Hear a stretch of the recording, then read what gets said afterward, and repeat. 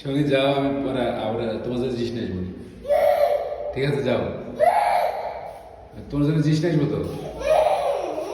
আমি গেলাম গেলাম গেলাম গেলাম।